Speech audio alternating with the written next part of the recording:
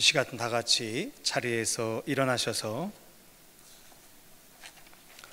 우리 상한 마음과 통회하는 심령을 가지고 성령님의 도우심 따라 깨닫게 하여 주시는 잘못들을 가지고 회개하며 하나님의 용서와 긍휼을 간구하는 기도로 나아가겠습니다. 아버지, 신실하신 하나님의 은혜, 그 거룩하신 사랑의 능력이 오늘 우중에도 주를 예배케 하기 위하여 모인 사랑하는 우리 성도들에게 이 시간 하늘의 문을 열어내시는 거룩한 속죄의 은총으로 덮어주시옵소서. 그리스도 예수의 이름으로 간절히 기도하였사옵나이다. 아멘.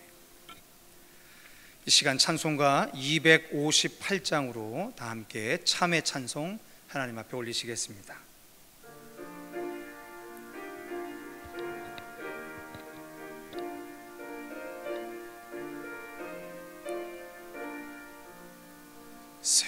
샘물과 같은 보혈은 주님의 피로다. 보혈의 죄를 씻으면 정하게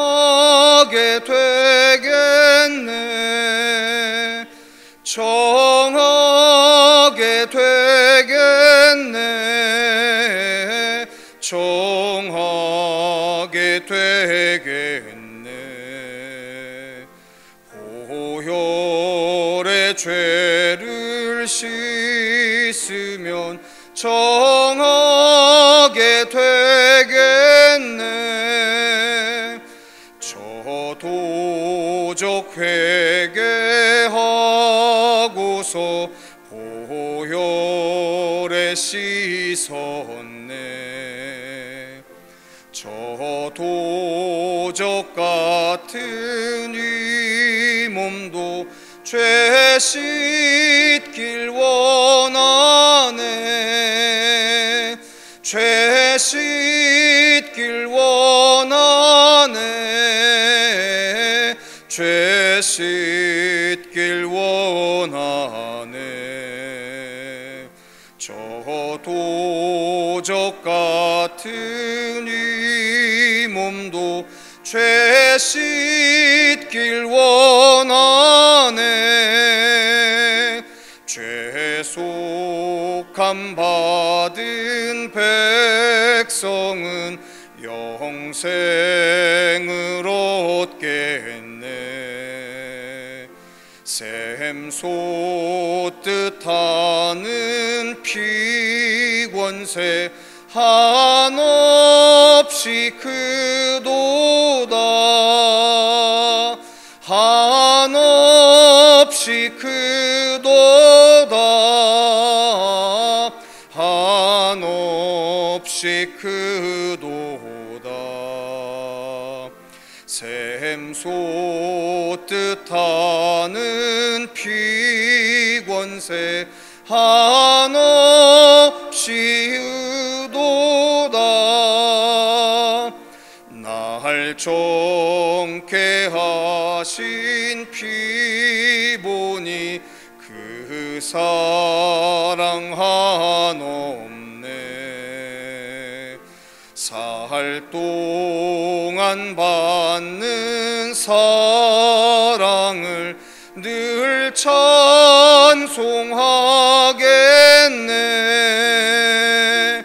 늘 찬송하겠네. 늘 찬송하겠네. 살 동안 받는 사랑을 늘 찬송하겠네.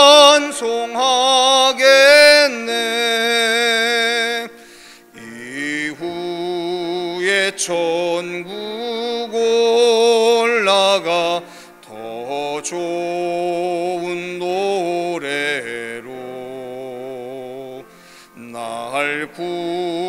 구속하신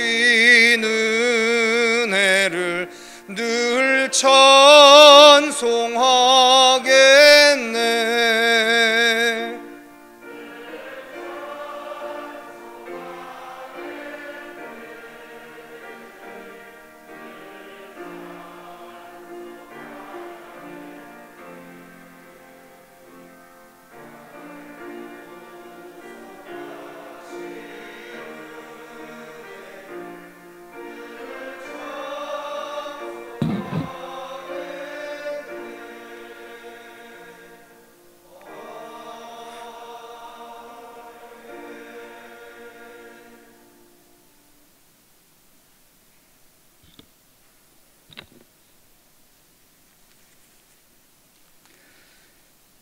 삼복더위와 긴 장마에도 아버지 하나님 앞에 예배드릴 수 있게 불러 모아 주심을 감사드립니다. 밤새 안녕이라는 인사가 무색한 코로나19의 위협과 경제적 어려움에도 우리를 보호해 주심을 감사드립니다. 오직 예수만 구세주라는 신앙 고백을 어렵게 하는 시리와 법 제정에도 신앙을 지키며 전할 수 있는 이 나라와 청계 열린 공동체가 될 수 있도록 우리 민족을 지켜 주옵소서.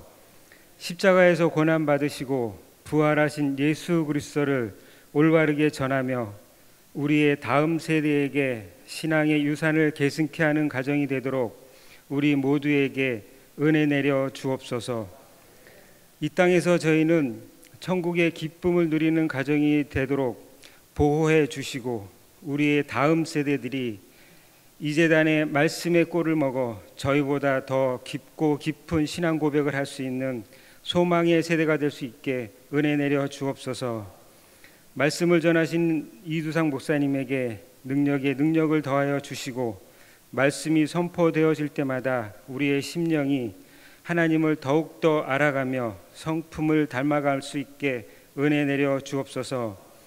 이곳에서 함께 예배드리기 원하나 여러 가지 사정으로 참석치 못하는 교우들의 형편을 보살펴 주셔서 함께 웃으며 예배드리는 날이 속히 올 수 있게 환경에 개입하여 주옵소서.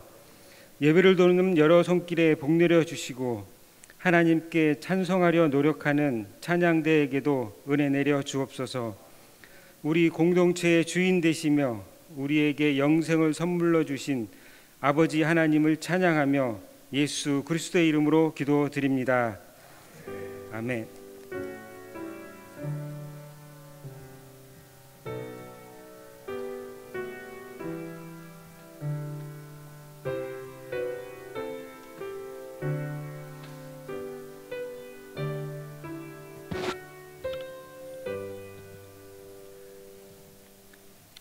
다 같이 자리에 앉으셔서 찬송가 9장으로 삼위일체 하나님을 찬송하시겠습니다.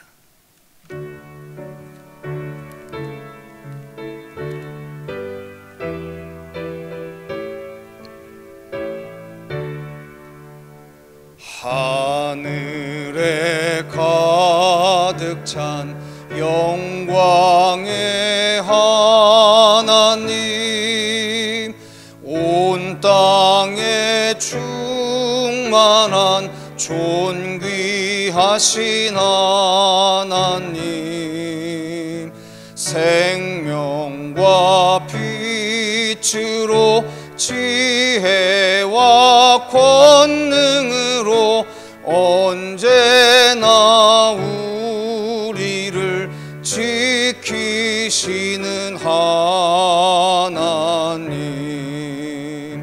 성부와 성자와 성령 삼위의 하나님, 우리 예배를 받아주시옵소서.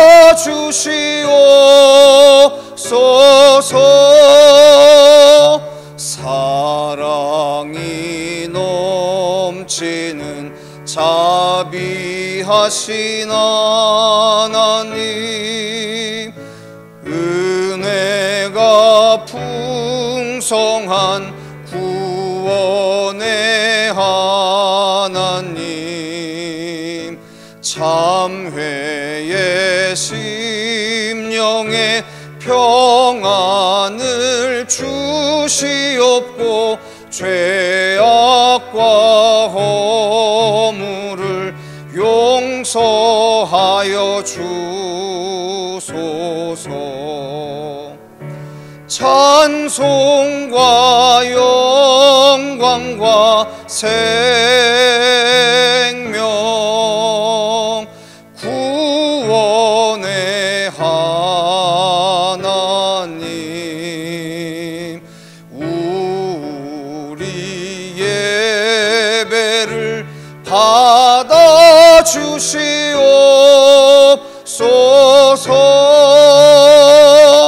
연약한 심령을 굳게 세워주시고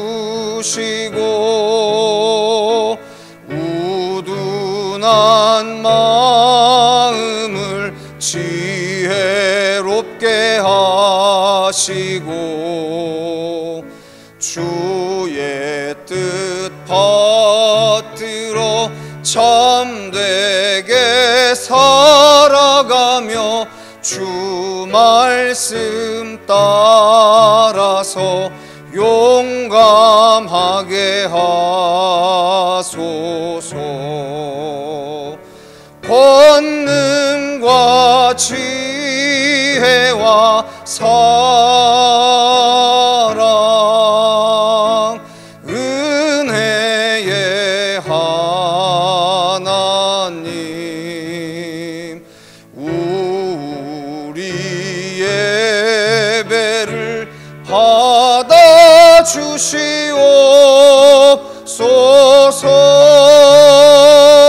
주 앞에 나올 때 우리 마음 기쁘고 그 말씀 힘되어 새 희망이 솟는다. 고난도 슬픔도 이기게 하시옵고 영원에 잇대어 살아가게 하소서.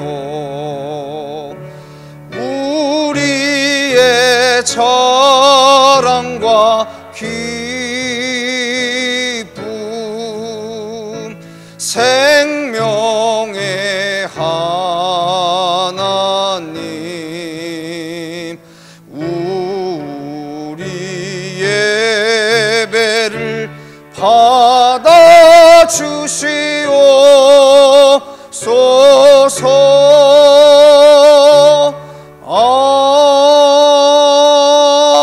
아멘. 이 시간 교동문 31번으로 다 함께 성시교독하시겠습니다.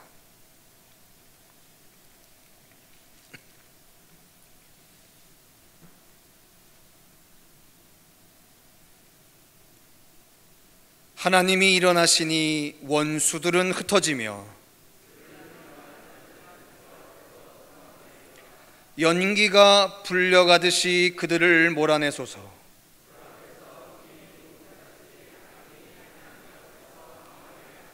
의인은 기뻐하여 하나님 앞에서 뛰놀며 기뻐하고 즐거워할지어다. 하늘을 타고 광야에 행하시던 이를 위하여 대로를 수축하라.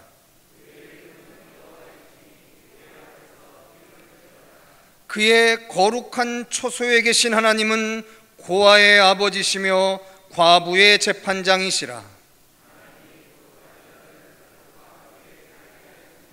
갇힌 자들은 이끌어내사 형통하게 하시느니라.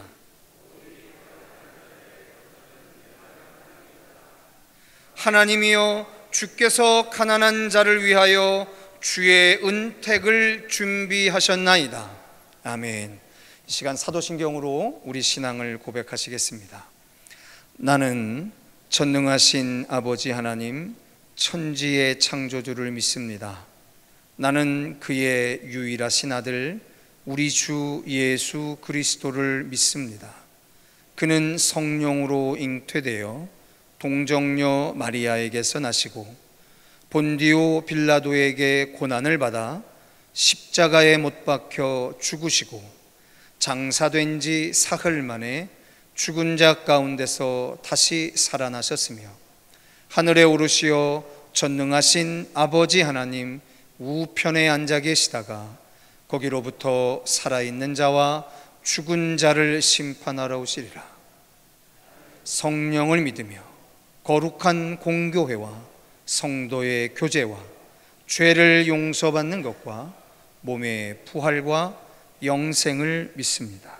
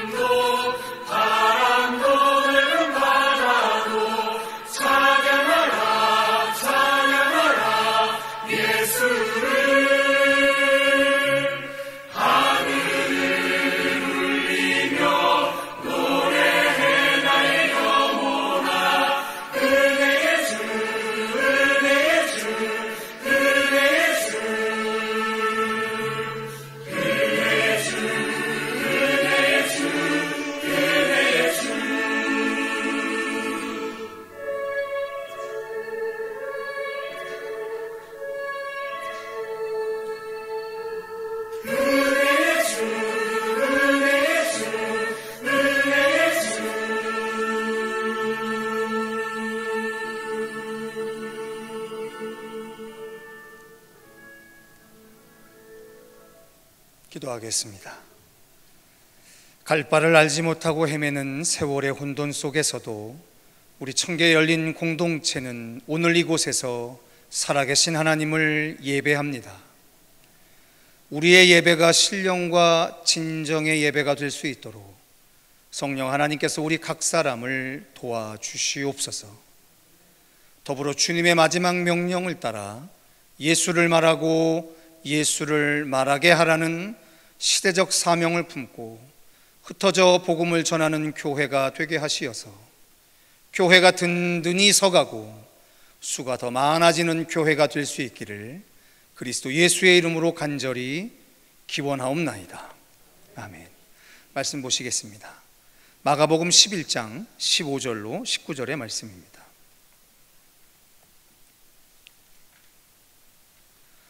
마가복음 11장 15절로 19절의 말씀, 저와 함께 한 절씩 교독해서 봉독해 올리시겠습니다. 그들이 예루살렘에 들어가니라. 예수께서 성전에 들어가사 성전 안에서 매매하는 자들을 내쫓으시며 돈 바꾸는 자들의 상과 비둘기 파는 자들의 의자를 둘러 부시며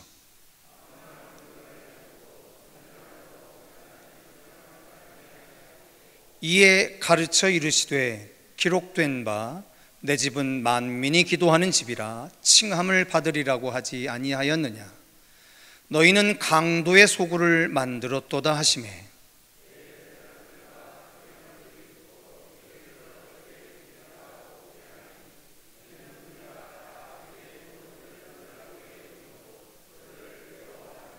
함께 하겠습니다. 그리고 날이 저물매 그들이 성 밖으로 나가더라. 아멘.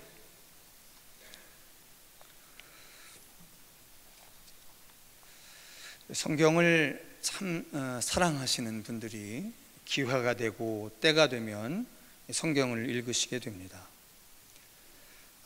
특별한 지도가 없이도 각자의 열심을 가지고 성서들을 읽고 계시리라 저는 믿고 있습니다. 성서가 가지고 있는 이게 아직은 우리에게 커버되어 있는, 즉 덮여져 있고 숨겨져 있는 진리들이 아직도 참 많지만 하나님께서 때때로 우리에게 디스커버리, 즉 덮어졌던 것을 제거하셔서 우리에게 계시로 자꾸만 말씀이 바라는 바들을 알려주시고 계시죠. 근데 우리가 일반적으로 성서를 읽으시면서 갖고 있는 궁금증 중에 대표적인 궁금증이 하나가 바로 뭐냐면 예수의 이야기를 기록해 놓은 복음서가 왜 4권씩이나 됐느냐라고 하는 겁니다. 마태복음, 마가복음, 누가복음, 요한복음. 예수의 생애를 기록한 것이 하나면 되지 굳이 이렇게 4개의 책이 필요할 이유가 뭐가 있느냐라는 생각을 갖게 됩니다. 물론 성경을 읽다 보시면 마태나 마가나 누가나 요한이 가지고 있는 강조점, 방점이 약간씩 차이가 있다라고 하는 것을 느끼시지만 그 차이를 다 인정하고서라도 결국 같은 예수님에 대한 이야기인데 뭐하러 성경이 복음서를 4개나 둘야 했었을까라는 일반적인 의심들을 하게 됩니다. 그 중에 이 4개 복음서 중에 일컬어 원복음서라고 이야기되어지는 성경이 마가복음입니다. 즉 이 마가복음을 보고 마태복음을 쓰고 마가복음을 보고 누가복음을 쓰고 마가복음을 보고 요한복음을 썼다라고 해서 신학자들은 이 4개 복음서 중에서 특별히 마가복음을 원복음서라고 별명을 붙여줬어요. 물론 예수에 대한 이야기가 이 마가복음에만 다 기록되어 있는 것이 아니라 정확하게 밝혀지진 않았지만 Q자료라고 하는 것이 있었다, 그 당시에는. 즉 예수에 대한 이야기가 구전으로만 전해지지 않고 어떤 문서로 기록되어서 전해지던 것이 있었었는데 그 Q자료라고 하는 것과 마가복음을 함께 보고 마태복음서를 쓰고 누가복음서를 쓰고 요한복음서를 썼다, 이렇게들 이야기합니다. 이러한 분석에 대해서는 전 세계에 있는 신학자들과 목회자들이 크게 이론을 달지 않습니다. 그런데 그 원복음서라고 일컬어지는 이 마가복음이 말입니다, 총 16장에 그렇게 길지 않은 복음서 중에 제일 짧은 기록을 가지고, 특별히 전 분량의 40%가 되는 그 분량을 가지고 기록해 놓은 사건이 있습니다. 그 사건이 뭐냐면 예수님의 마지막 하루에 대한 거예요. 골고다 언덕에서 십자가 지시는 예수님의 그 마지막 하루에 대해서 전 성경의 40%를 할애를 해서 기록을 합니다. 자, 여러분들이 아시는 것처럼 마가복음의 저자인 마가는 예수님의 수제자였던 베드로의 헬라어 통역사로서 활동을 하고, 또한 잘 아시는 것처럼 사도 바울의 동역자로 활동했던 사람입니다. 그 성경이 알려주는 이야기들이에요. 그런데 그가 예수에 대한 것을 보고 들었던 모든 것을 다 취합하고 그를 전하며 살았던 베드로와 사도 바울의 전생애를 다 따라다니면서 그가 성령 안에서 전 분량의 40%를 할애해서 쓸 수 있었던 사건이 예수님의 마지막 하루, 즉 십자가에서 죽으시는 그 사건에 대한 기록이라는 것은 오늘 우리에게 성서를 읽을 때 어디에 주안점을 둬야 하는지에 대해서 사실은 명확하게 가르쳐 주는 겁니다.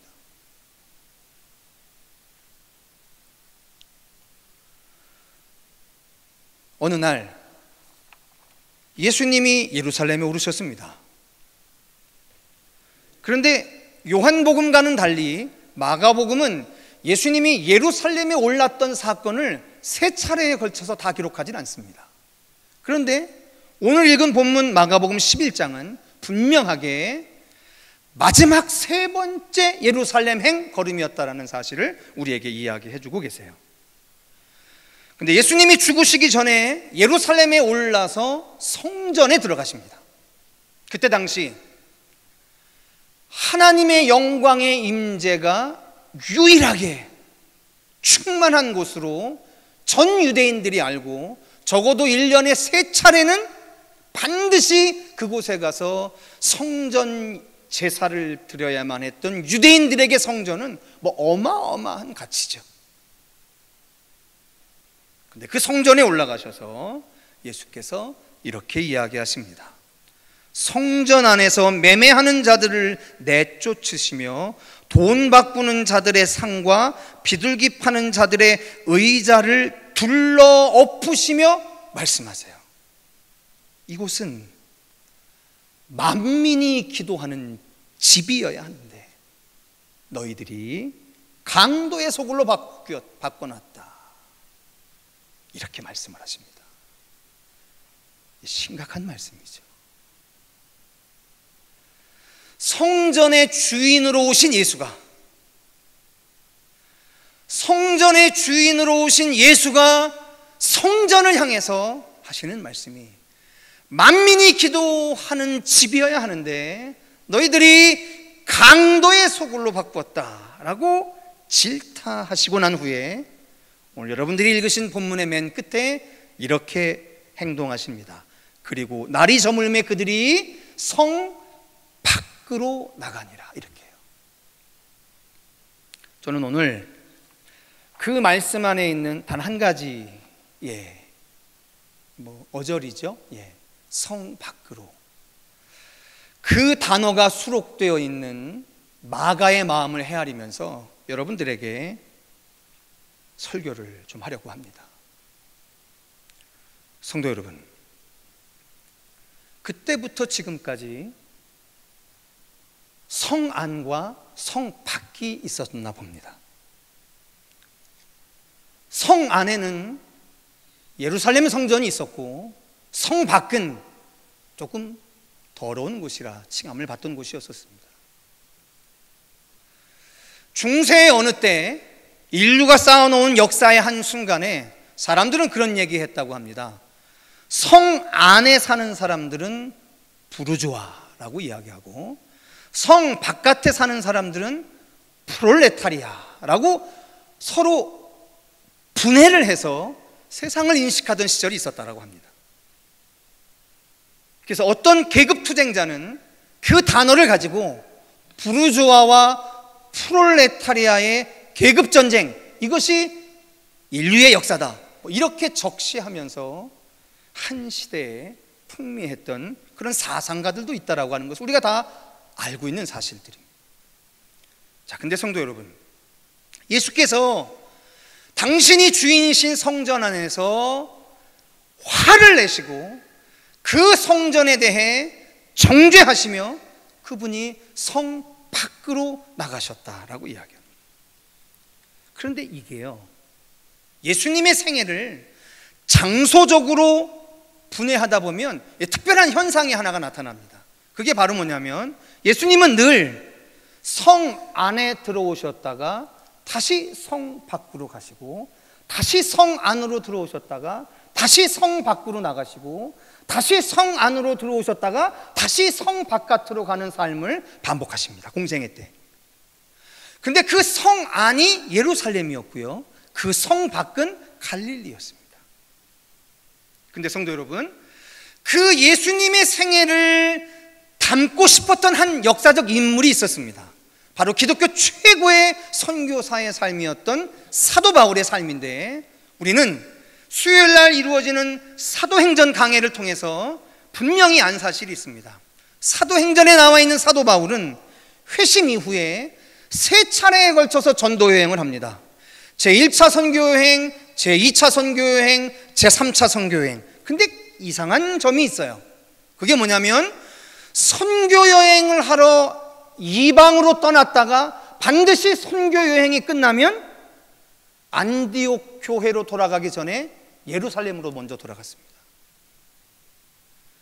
사도 바울을 죽이려고 하는 대적자들이 우글우글하는 예루살렘에 반드시 사도 바울은 갔다가 안디옥으로 가고, 또 선교여행 떠났다가 끝나면 예루살렘 들렸다가 안디옥 가고, 이 삶을 계속 반복하다가 끝내 로마에 가서 세상 끝에서 죽임을 당하죠. 그리스도인들에겐 성 안과 성 바깥이라고 하는 두 가지의 믿음의 공간이 존재하는 것입니다. 아니라면 이 삶이 예수와 예수를 따르는 사람들에 의해서 반복되어질 이유가 없는 거죠. 사도 바울이 따르는 제자들의 그 어마어마한 반대에도 불구하고 굳이 예루살렘으로 올라가려고 했던 이유는 이게 도대체 해석이 되질 않아요. 그런데 예수의 생애 안에 해답이 있습니다. 성도 여러분, 잘 생각해 보십시오. 예수님이 성 안 예루살렘에서 하셨던 세 가지의 일이 있습니다. 혹시 기억하시겠습니까? 첫 번째는 예수가 그리스도이시라는 사실을 증언하셨습니다. 예수님은 성 안에서 명백하게 증언하셨습니다. 당신이 하나님의 아들이요, 당신이 너희들이 그토록 기다리던 메시아요 그리스도라는 사실을 증언하는 일에 절대로 주저함이 없으셨습니다. 그리고 두 번째요, 꼭 기억나시는 게 있으십니까? 십자가에서 죽으실 때 예루살렘 안에서 죽으셨어요. 그리고 또 하나 기억나시는 게 있으십니까? 남겨놓고 가는 제자들에게 예루살렘에서 성령 하나님의 임재를 기다리라고 명령하셨습니다. 예수님은 성 안에서 세 가지의 일을 하셨어요. 당신이 그리스도라는 사실을 증언하는 일, 그리고 십자가에 달려 죽으시는 일, 그리고 성령을 기다리라는 그 세 가지를 예루살렘 안에서 하셨습니다. 성 안에서 하셨습니다. 그리고 성 바깥에서 예수님은 다음과 같은 일을 하셨습니다. 첫 번째, 예수가 그리스도라는 사실을 전하셨어요. 당신이 그리스도라는 사실을 전하셨어요. 그건 성 안과 성 바깥에 차별이 없었습니다. 그리고는 여러분들이 잘 알고 계시는 이런저런 일들을 하셨죠. 한반도에 들어온 초기의 기독교는 사실상 변방의 종교였었습니다. 신분을 중시하는 유교의 문화가 뿌리 깊이 내리고 있었던 시대에 선교사들에 의해서 기독교 복음이 전해진 땅이었습니다. 예수님이 전해줬던 이 복음, 선교사들을 통해 전해졌던 이 복음은 그때 당시 조선이라는 사회를 짓누르고 있었던, 수천 년간 짓누르고 있었던 신분의 차별을 뛰어넘게 해줬습니다. 수천 년간 신분의 차별로 굳어져 있던 땅들이 기독교의 복음으로 말미암아 다시 기경되어지고 묵혀졌던 땅에 산소가 공급되기 시작합니다. 그리고 씨가 뿌려져 자라듯이 40년 동안의 일제의 순환을 겪는 과정에서 이 복음은 이 땅에 뿌리를 박는 기회를 얻게 됐지요. 그리고 여러분 잘 아시는 것처럼 제2차 세계대전 끝자락, 그리고 한국 전쟁을 거치고 한국의 현대사가 전개되어지는 과정 가운데서 하나님이 이 민족에 대한 거룩한 계획을 가지고 이 땅이 오늘 우리 장로님께서 기도해 주셨던 것처럼 복음이 편만한 땅이 되어버렸습니다. 이제 어느 누구도 예수가 그리스도라고 하는 사실을 세상에 전한다라고 해서 그를 핍박하는 사람이 아무도 존재하지 않는 정말 복스러운 땅이 되어버리고 말았습니다. 그런데 그 복스러운 땅이 되어버린 오늘날의 한국 교회의 현실 안에 그것의 주 역할을 했던 한국의 주류교단과 대형교회 안에서 일어나는 참담한 일들이 지난 수십 년간 한국 교회와 한국 교회를 품고 있는 대한민국 사회에 적잖은 고민과 걱정을 끼치게 했었습니다. 그리고 오늘 우리는 마가복음이 전하는 고난받는 종 예수 그리스도의 복음이라는 말씀 앞에 또다시 선 겁니다. 이 우중의 말입니다. 이 코로나19가 아직도 사라지지 않는 이 시기의 말입니다.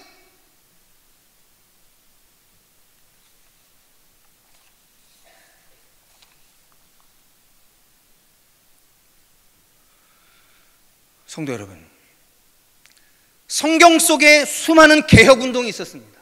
근데 그 개혁운동은 다 성전과 관련돼서 이루어져 있었어요. 히스기야의 개혁운동이 그랬고요, 요시야의 개혁운동이 그랬고요, 에스라의 개혁운동이 그랬고요, 느헤미야의 개혁운동이 그랬습니다. 그런데 예수님의 성전 개혁운동은 이게 좀 달라요.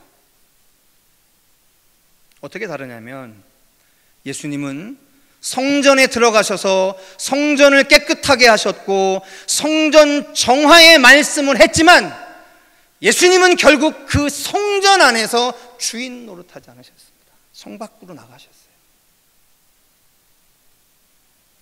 건물로 된 성전이 아니라 이제 자신의 몸으로 성전을 세우실 것이다라고 하는 영원한 언약의 말씀을 사람이 세운 성전에 남겨놓으신 채 성 바깥으로 나가셨습니다. 그리고 그를 따르는 제자들도 성 바깥으로 끌고 나가셔서 그 당시에 이방으로 통하는 가장 큰 길목이었던 빌립보 가이사랴의 판성전 앞에서 제자들에게 묻습니다. 세상이 나를 누구라고 하더냐? 뭐라 합디다. 그래? 그러면 너희들은 나를 누구라고 하냐? 그랬더니 용감한 베드로가 정답을 말합니다. 복되다. 너의 고백 위에 내가 교회를 세우겠다고. 하나님, 예수님이 너무 기뻐하십니다. 그리고는 성도 여러분, 그 사도들은 그 빌립보 가이사랴에 예수가 어떤 분이라는 고백을 마치고 난 후에 성전으로 돌아가지 아니하고 그들은 예수의 명령을 따라 아시아로 흩어집니다. 성 바깥으로 바깥으로 바깥으로.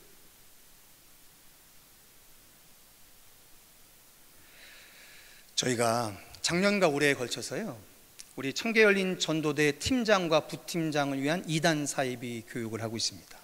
그런데 성도 여러분, 한 가지 용서해 주셔야 될 게 뭐냐면, 2단 사이비를 가리키는 우리 목회자들이 2단 사이비를 몰라요. 왜 모르게요? 2단 사이비에 들어가 보질 않았는데 어떻게 2단 사이비를 알아요? 그래서 요 얼마나 좋은 핑계입니까? 이 좋은 핑계를 가지고 우리 교육자들이 2단 사이비 교육을 하면서 배웁니다. 그리고 그 명분을 가지고 우리가 2단 사이비라고 이야기하는 그들의 사이트에 들어가서 그들이 자기네를 무엇라 이야기하는지에 대한 동영상을 마음껏 보고 그 영상을 그대로 우리 팀장과 부팀장들과 나누면서 2단 사이비가 뭔지에 대한 이야기를 2년째 나누고 있습니다. 그런데 2년째 나누면서 제가 알게 된 사실이 있어요. 너무너무 충격적인 사실. 그게 바로 뭐냐면, 2단 사이비가 우리가 이야기하는 그 2단 사이비가 아니라는 거예요. 그들은 지금으로부터 2000년 전에 정통 교회 안에 있었던 정통 뿌리들이었었어요.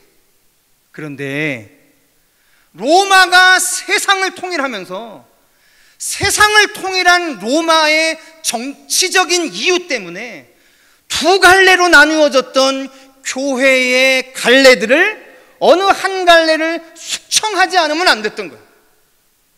그러는 과정 가운데 지금 우리가 이해하고 있는 이단과 사이비에 근원되어지는 그 생각들이 이단으로 정죄되고 죽임을 당하고 핍박당하는 일들이 지금까지 2000년 동안 계속되었다는 사실을 우리가 비로소 알게 된 겁니다. 여러분, 가끔 그런 생각 안 해보세요? 정통교회는 메말라 간다는데 이단은 번영한다라고 하는 거에 의구심 가져보신 적 없으세요? 저는 죄송하지만 진짜 많은 생각해 봤습니다. 여러분, 어떤 이단은 사람들이 거기에 들어가면 집을 떠난다며요. 그죠? 여러분, 그거 나쁘게 생각하세요? 여러분, 성서에는 뭐라고 권면합니까? 복음을 위해서 집도 버리고 가족도 버리라고 하지 않아요? 여러분, 그 예수님의 말씀에 비교하면 여러분들이 잘못입니까? 여러분들이 이단이라고 하는 그 사람들이 잘못입니까? 여러분, 판단하기 쉽지 않습니다. 여러분, 함부로 그렇게 생각하시면 안 되겠더라니까요. 정말 우리가 정통이라면 정통답게 정확하게 이해하고 인식해야지, 여러분 그렇게 대충 이해하고 사니까 이단이 판을 치는 거예요.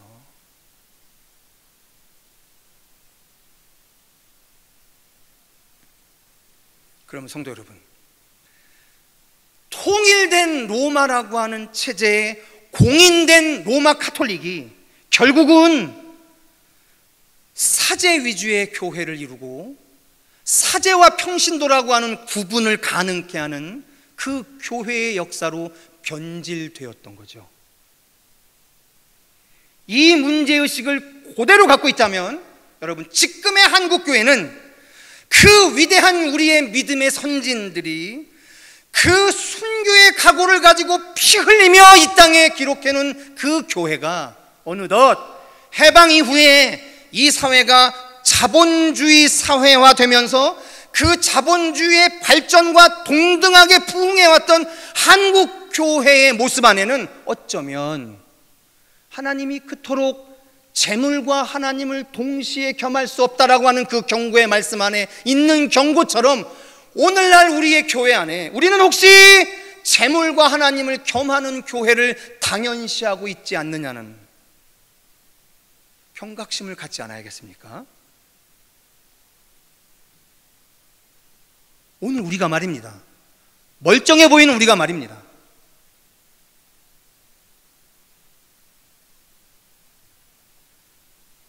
우리는 어느 순간에 한국 사회에서도 주류가 됐고요. 우리는 어느 순간에 지역 사회에서도 주류가 됐고요. 성도 여러분, 제가 가끔 말씀드리잖아요. 우리가 청계열린교회 이 성전을 짓고요, 우리 장로님이 그러셨어요. 저한테, 목사님, 이 안에서 살고 있는 우리들의 개인적인 삶이 어떻다라고 하는 걸 세상 교회 바깥에 있는 사람이 어떻게 알겠냐고. 목사님이 이렇게 멀쩡한 교회 담임 목사로 현실적으로 어떻게 살고 있는지 그거 세상 사람이 어떻게 알겠냐고. 그런데 그거 굳이 세상 설득하려고 해봐야 우리 입만 아프다고.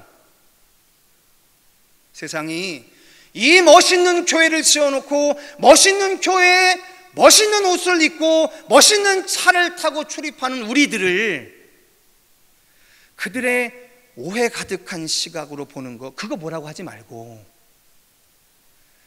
그들이 그렇게 보면 우리가 그것에 맞게 행동하고 결정하고 처신하고 살아가는 교회가 됐으면 좋겠다, 그런 말씀 하시는데 제가 깊이 동감했습니다.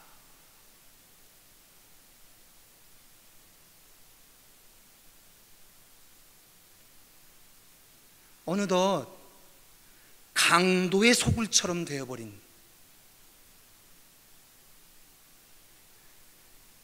누가 더 예수 믿고 잘 됐어? 누가 더 예수 믿고 높은 자리에 갔어? 누가 더 예수 믿고 높은 자리에 가서 그 권력 가지고 마음대로 살아가? 이런 것을 자랑하는 교회 아니고요. 우리의 인생이 성 안과 성 밖을 들락날락하면서 살아가야 하는 인생이라고 한다면, 우리가 오늘 이 시대의 성 안인 교회 안에 들어오게 되면, 여러분, 우리는 예수님처럼 말입니다, 교회 안에서 십자가 지고요, 교회 안에서 십자가 지고 죽고요, 교회 안에서 십자가의 삶을 가능한 성령의 충만을 간구하고요, 그리고 성령 충만 얻으면 그거 가지고 성 바깥으로, 교회 바깥으로 나가서 오늘 성령 받고 십자가의 삶을 살아가는 이들이 어떠한 삶이어야 하는지에 대해서 증언하는 인생 되어야 되지 않겠습니까?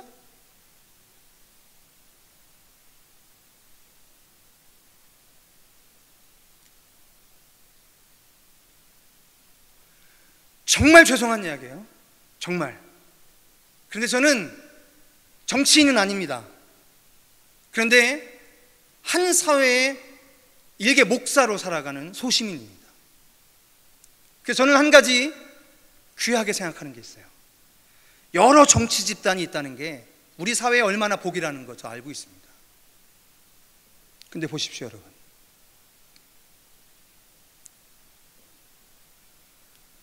이 정치가 얼마나 무서우냐면요, 여러분, 미국이 코로나19 확진자가 몇 명인 줄 아십니까? 500만 명이 넘었대요. 몇 명이 죽었는지 아십니까? 20만 명 이상이 죽었답니다. 죄송한 말씀이에요.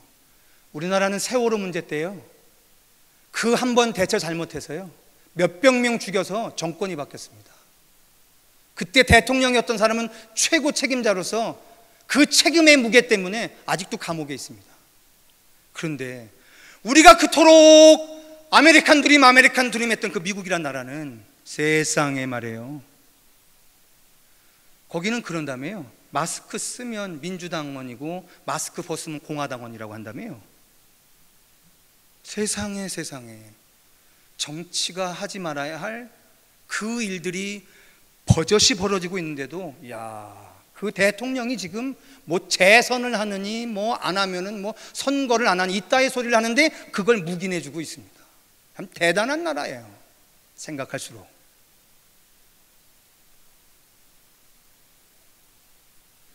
근데 성도 여러분, 우리 사회가 똑같은 겁니다.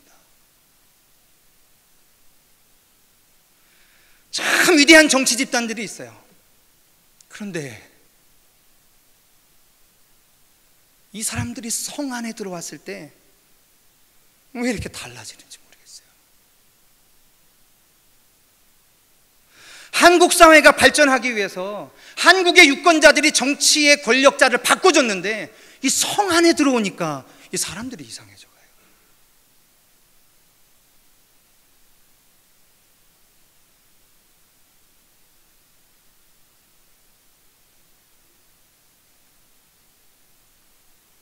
국민이 깨어 있어야죠.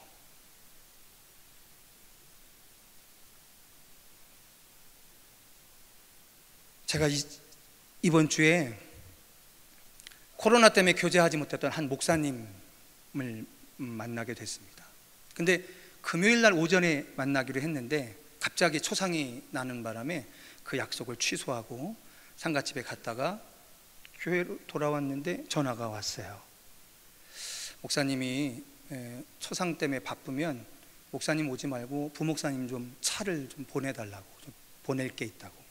그래서 제 선배 목사님이기도 하고 해서 제가 어떻게 감히 또 그럽니까? 그래서 늦게 와서 늦게 이제 갔습니다. 그래서 뭐 이런저런 이야기하고 코로나 때 어떤 일이 있었는지 뭐 이렇게 서로 이제 교제하고 난 후에 이제 집에 돌아가려고 하는데 목사님이 아이고 저기 이 목사 그 복숭아 한 박스 주려고 오라고 한 건데 이렇게 해서 복숭아 가져가. 그래서 저도 이제 또 뭐 복숭아하고 포도 한 박스를 사가서 목사님 이제 섬기고 이렇게 오려고 하는데 차에 딱 타고 가려고 하는데 갑자기 흰 봉투를 하나 주시는 거예요. 그 제가 목사님 이건 아니죠. 왜냐하면 목사님이 우리 교회보다 죄송해요. 목사님이 우리 교회보다 한 5분의 1밖에 안 되는 교회인데 제가 어떻게 목사님이 돈을 받아 제가 목사님을 드리면 모를까. 그런데 그걸 저 차마 어떻게 합니까? 그래서 목사님 이건 아닙니다. 그랬더니 그러지 마, 가져가. 그래서 제가 알았어요 목사님, 선배가 주시는 거니까 받고 그리고 집사람한테 이렇게 줬어요. 돌아와서 저는 뭐 이제 뭐 마음은 고맙지만 뭐 교회 일이 바쁘니까 다시 나왔는데 나중에 우리 사모가 그래요. 여보 밥값이 너무 커요. 그래요. 근데 제가 얼마나 부끄럽던지. 나보다 내가 섬겨드려야 하는데 그분은 저랑 우리 서울중앙지방에서 만날 때부터 똑같았어요. 항상 너무 부끄러운 거예요. 나는 내 형편 생각해서 그냥 늘 그렇게 의례적인 인사만 하는데 그러던 중에 이번 주 성결신문을 보는데 우리 지방에 있는 신길교회가 100교회를 초대해서 교회당 100만 원 1억 원을 지출하는 선교비 지출 행사를 했어요. 뭐 여러분 좀 배도 아프고 그러잖아요. 내가 기사를 이렇게 쫙 봤어요. 그런데 우리 담임하시는 이규영 목사님이 이런 말씀을 하세요. 1억 원을 지출할 수 있는 상황이라 지출한 거 아닙니다. 있어서 섬긴 게 아니라 섬김이 사명이라 했습니다. 그 얘기를 듣는데 얼마나 부끄러운지 모르겠어요.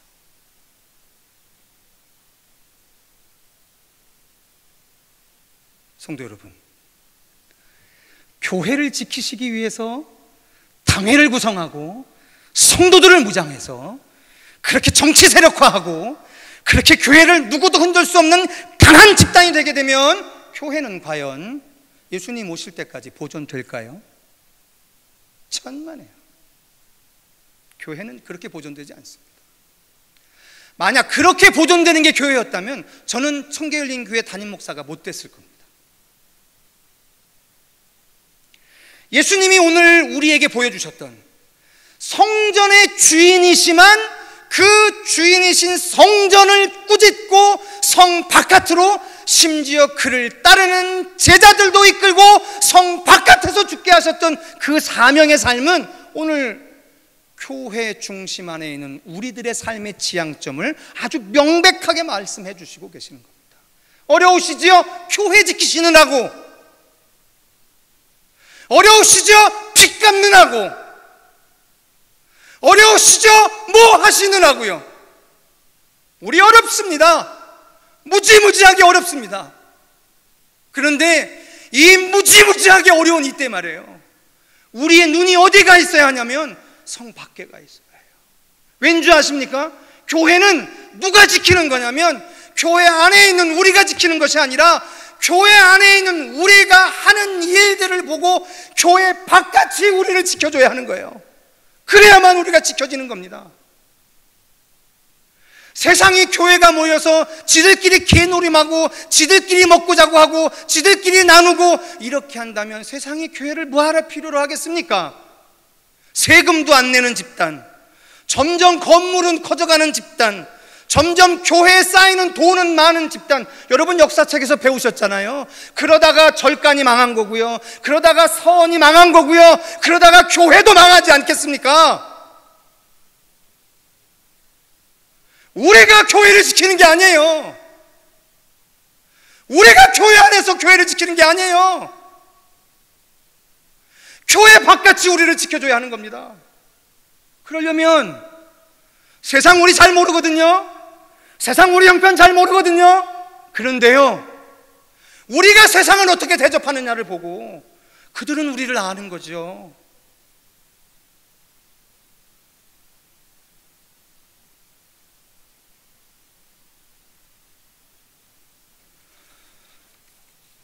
성도 여러분, 성 밖으로 밀려나가야 해요. 때로는 복음을 들고 전도하러, 때로는 우리에게 모아진 그 돈을 가지고 전해주러, 그렇게 세상으로, 성 밖으로, 교회 바깥으로 나가야 해요. 그래야만 세상이 우리를 지킵니다.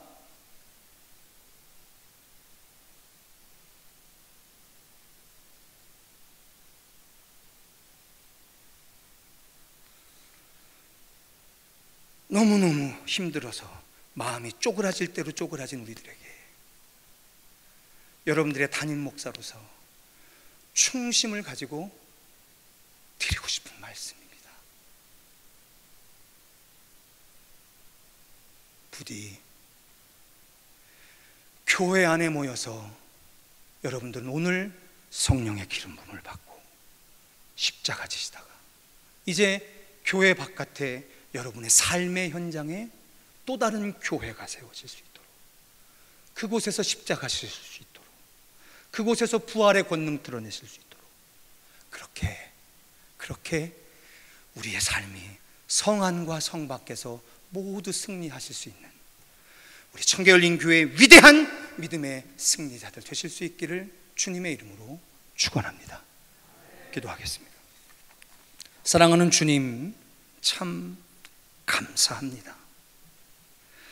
하나님, 세상의 지혜와는 전혀 다르지만 오직 우리를 하나님의 사람답게 하시는 십자가의 지혜, 부활의 지혜만을 안고 오늘도 주를 예배하고 맡겨진 세상의 자리로 나아가는 사랑하는 교회를 축복하여 주셔서 우리 삶을 흩으신 그 자리자리마다 교회의 거룩한 능력들, 권세들이 드러날 수 있도록 축복하여 주시옵소서. 그리스도 예수의 이름으로 간절히 기도하였사옵나이다. 찬송가 50장 찬송하시면서 준비한 예물 하나님 앞에 올리시겠습니다.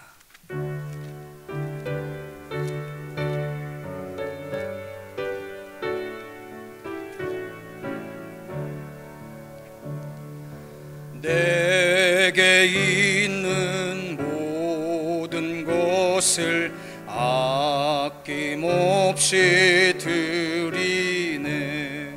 사랑하고 의지하며 주만 따라 살리라.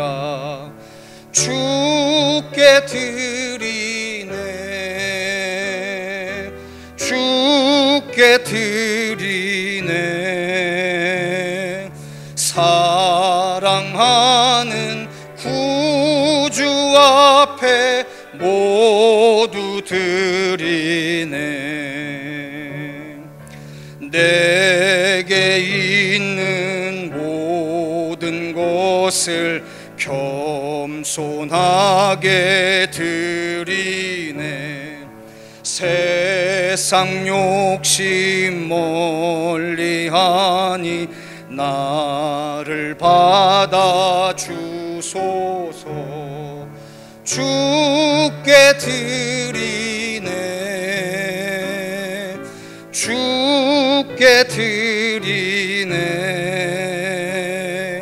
사랑하는 구주 앞에 모두 드리네. 내게 있는 모든 것을 주를 위해 드리네.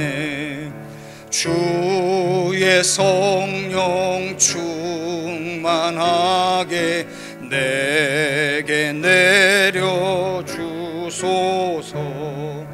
주께 드리네,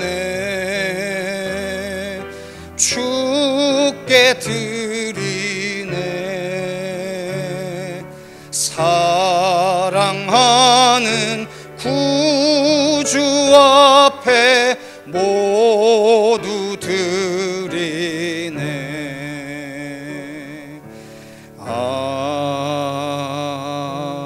아멘. 기도하겠습니다.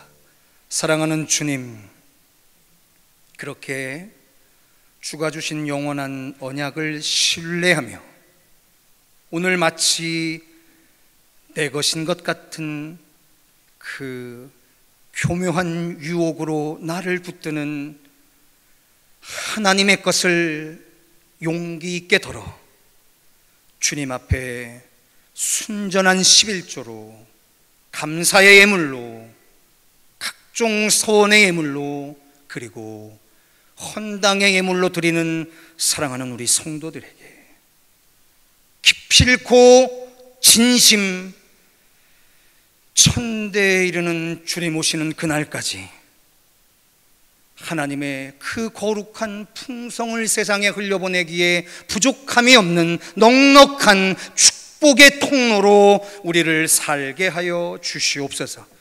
그리스도 예수의 이름으로 간절히 축복하고 기도하였사옵나이다. 아멘. 할렐루야. 그렇습니다. 교회 소식 잠깐 전하겠습니다. 방역조치 안내에 대한 소식입니다. 여러분 너무 감사하게 잘 진행해 주시고 계시고요. 본당에 에어컨 트세요.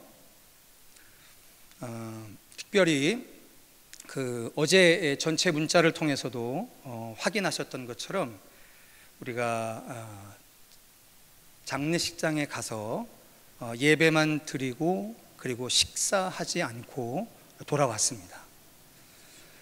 저희 나름대로 이 시대에 폐가 되지 않으려고 참 애쓰고 있습니다. 성도 여러분, 제가 말씀 중에 참 죄송하게 들었던 예화 안에 들어간 이야기지만 마스크를 쓰고 안 쓰는 것을 정치적 지향과 결부시키지 않으셨으면 좋겠어요. 마스크를 쓰고 국가가 통솔하는 방역 시스템에 동조해야 합니다. 여러분 안타깝게도 지난 주간에 또 교회에 소감염들이 발생을 했습니다. 우리들은 그렇게 이야기하죠. 우리 어제도 갔다 오는 길에 그 얘기 많이 했습니다. 세상에 장어집에요 꽉 찼어요 그냥 차들이. 그런데 쟤네들은 저러는데 왜 교회만 갖고 그러느냐, 한두 번 이야기는 할 수 있는데 그분들이 가지고 있는 책임감과 우리가 가지고 있는 책임감이 좀 다를 것 같아서 그 정도로만 하고 우리는 최선을 다해서 지켜야 할 것 같습니다. 그리고 제가 살아오면서 한 가지 아는 사실인데, 제가 예전에 운전을 처음 배울 때요, 불법 유턴을 할까 말까 이렇게 막, 근데 앞에 차량들은 계속 불법 유턴을 해요. 근데 불법 유턴을 할까 말까 한 5분 10분 하다가 에이씨 나도 하자 하고서 확 돌면은 나만 잡혀요. 그래서 제가 한 가지 깨달은 게 뭐냐면, 저지르려면 초반에 저질러야지 나중에 긴가민가 하면 꼭 걔만 걸리더라니까요. 무슨 말씀을 하고 싶으냐면, 성도 여러분, 우리가 2월 달부터 지난 7월 달까지 정말 잘해오지 않았습니까? 한국교회가 이 정도 정말 잘한 겁니다. 그런데 내년까지 간다고 하니까요, 또 가을부터는 제2차 유행이 있을 수 있다고 하니까요. 그때는요, 우리 더 철저하게 교회가 방역수칙 지켜서요, 그렇게 이 사회의 빛과 같은 역할을 했으면 좋겠습니다. 우리 중보기도부 기도 모임이 2부 예배 후에 재개가 됩니다.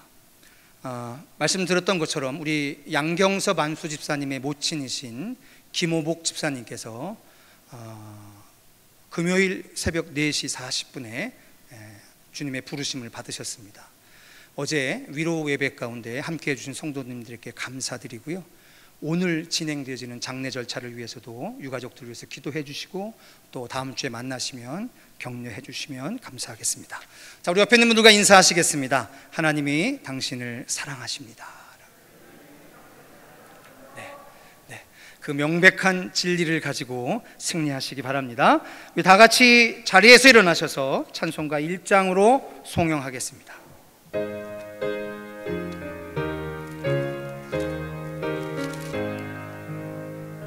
만복의 근원 하나님, 온 백성 찬송 드리고 천사여 찬송하세. 찬송 성부 성자 성령